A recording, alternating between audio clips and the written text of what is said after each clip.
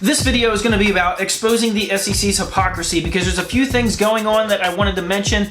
Number one, the hearing that just took place in Washington with the Financial Services Oversight Subcommittee with the SEC's Division of Enforcement just took place, and honestly, it was a bit of a joke. And so I have some quotes about what actual congressmen are talking to SEC enforcement directors about. And I'm going to warn you right now, it's disturbing. But not all hope is lost. I have a clip of something that hopefully we can expect a lot more of, and you can watch it in this video. Also, the judge just laid out a timeline which today both Ripple and the SEC have to lay out their public letters as to their opposition for Amici to participate in the SEC's expert challenge, which means that John Deaton has until July 25th to prepare his reply against why the SEC is not trying to let him, who is a representative of all these XRP holders, participate in this court. Oh, look at that. Even more hypocrisy by the SEC. You know, the investor protectors. Oh, and I'm also going to talk a little bit about Bitcoin because it's going on a little bit of a move right now.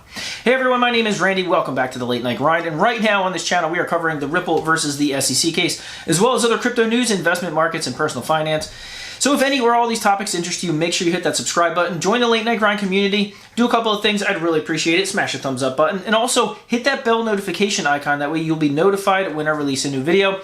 Also, if you could watch this video all the way to the end and check out my Patreon, there's a link in the description below. If you do all that, I'd really appreciate it. Alright guys, let's jump into it. Alright, first let's talk about this hearing that just took place in Washington. I was waiting to make this video and publish it later tonight, but I really wanted to launch it right now as soon as possible while all this is fresh, because I want to talk about something. Brad Sherman, who is a Democrat from California, he's a member of the Financial Services Oversight Committee. It almost sounded like he was reciting lines that the SEC gave him, like they just handed him a note and said, "Here, ask us these questions."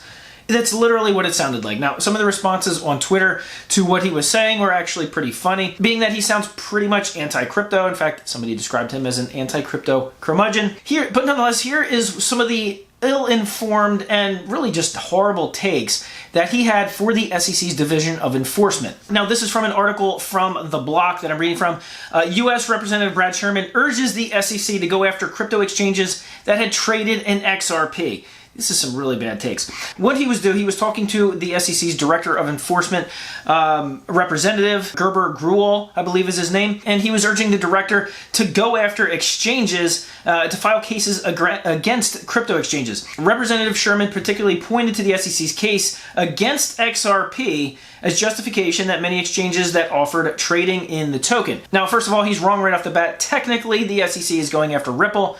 If you believe some of the conspiracy theories or a lot of the behind-the-scenes stuff, then yeah, it kind of was going after XRP, but not because it was a security, but because they had other assets that they wanted to get ahead of XRP.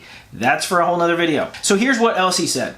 The division faces new challenges in the form of cryptocurrencies and other digital assets, said Sherman. He noted with the approval of the commission's case against Ripple over the XRP token, but pushed Gruel as to why it had not pursued the exchanges that had been trading XRP. He says the division has determined that XRP is a security, which is not true. They have never determined that XRP is a security, and if they did, they never told Ripple, in which case this case is over. And going after XRP. Well, you can't go after XRP. They're trying to go after Ripple because it's the only thing they can go after. But for reasons that I'll bring up in other questions, has not gone after exchanges where tens of thousands of illegal securities transactions were occurring, according to Sherman. You know it's a security. That means they were illegally operating a securities exchange. He continued with questioning. If they know it's illegal, and you know it's illegal, and I know it's illegal, I hope you focus on that. I'm telling you, you can't make this stuff up. Yeah, so we actually have people in Congress giving really blind-eye directives to SEC enforcement officers. It literally just sounds like those lines came directly from the SEC. Now, obviously, you're going to have some anti-crypto people, especially somebody who is, well, let's just say a little bit on the older side, somebody who in Congress is backed up by traditional banks. On Twitter, his nickname was Brad at Goldman Sachs Sherman. That should give you some idea. But not all is lost, because I want you to take a look at this video from Tom Emmer, who is one of the crypto space's biggest fans, biggest frontrunners, and one of the biggest watchdogs over what the SEC's jurisdiction, what the SEC is attempting to do. Well, just take a look at this video. Chair Gensler ever directed you, or to your knowledge asked any of your colleagues, to make it a bloodbath for companies who don't respond to a sweep letter, which are voluntary? No. That's not happening. Interesting. We've become aware that Chair Gensler has in the past directed the Division of Enforcement to send a sweep letter to a particular sector of the crypto community designed to jam them into a violation that is allegedly unconstitutional. And if any company does not respond to said sweep letter, which I'll reiterate, as you've said several times, are supposed to be voluntary, then the SEC would make it a, quote, bloodbath for them. If true, I imagine such a tactic would significantly erode trust between the public and the SEC. Here's the problem. The SEC isn't interested in clarifying what areas of the crypto industry fall under SEC jurisdiction. We know that because FinHub, that you've referred to, the SEC division focused on crafting crypto regulation, has essentially dissolved under Gensler.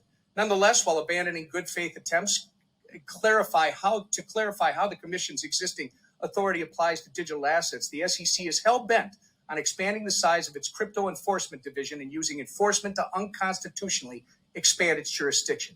Under Chair Gensler, the SEC has become a power-hungry regulator, politicizing enforcement, baiting companies to, quote, come in and talk to the Commission, then hitting them with enforcement actions and discouraging good faith cooperation. Understand, sir, there is a new day coming. Thank you. I yield back. How about them apples? Well, you might be asking, well, isn't Gary Gensler there at the hearing? No, of course not. There's no such luck. However, if you would like Gary Gensler, the chair of the SEC, to attend to such hearings in the future and to face questioning such as what Tom Emmer just brought, well, then you should be cheering for the Republicans to take back the House of Representatives in the upcoming midterms in November. Because if you do, because if they do, it is likely that Gary Gensler and possibly the rest of his enforcement division will be facing questioning, actual hard questioning, not like Brad Sherman's questioning, pretty much on a regular basis. So this wasn't exactly the hardcore grilling that many people were hoping for, and when they did talk about the Ripple versus the XRP case, it literally had nothing to do with anything. In fact, what Brad Sherman was talking about was so completely ill-informed. He may have just tanked the SEC's case by saying that the SEC had already determined that XRP was a security. Because if they've already determined it, well, where's the proof? Where's the letters? Where's the law? Sorry, ain't happening. All right, now we get to talk about what the biggest representative of XRP holders is going to be doing. That would be John Deaton.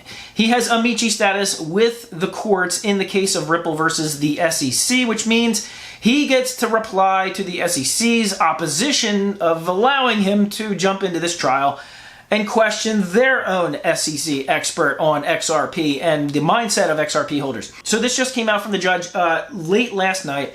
Basically a motion stating today, July 19th, both parties are going to have to publicly file the SEC's opposition letter as to why the SEC doesn't want John Deaton participating in this case. This is the funny thing. There's yet another piece of hypocrisy coming out of the SEC. John Deaton, by far, by a mile, represents the most XRP holders and the XRP community as a whole. 68,000 people have joined his class action lawsuit to fight against what the SEC is doing. Yet the SEC continues to say they're all about investor protections. It's about protecting the children. But then you have John Deaton, who is representing 68,000 of us, and the SEC doesn't want him to participate or challenge their own expert. Obviously, you can see this is what they've been doing for a while. They've been trying to hide all these things. They've been trying to hide the Hinman emails. They've been trying to not let any of the truth come out. So John Deaton, he's got until July 25th to come up with his reply to the opposition letter. And man, oh man, I cannot wait to see it. I'm sure that John Deaton has plenty of content and plenty of examples of the SEC's hypocrisy, and I'm so glad that the judges in this case are now setting things up that essentially makes the SEC look like giant hypocrites, not just with their stance on the Hinman emails, but now with their stance of, well, they're for investor protections, but they're not allowing the person that's literally representing a huge swath of XRP holders in order to protect them. In any case, I wanted to get this video out as soon as possible because that hearing just concluded a little bit ago. I did want to talk about Bitcoin because as of right now, it is surging a little bit, right at $23,000, which is a big resistance level in terms of its trend line. It's literally been bumping up against that trend line for about an hour, so we're going to see if it actually breaks through it. Some of the indicators indicate that it probably won't, but we're going to see. All right, guys, I want to thank you so much for watching this video all the way to the end, for smashing that thumbs up button, for checking out my Patreon, the link below, and as always, I'll see you guys on the next video.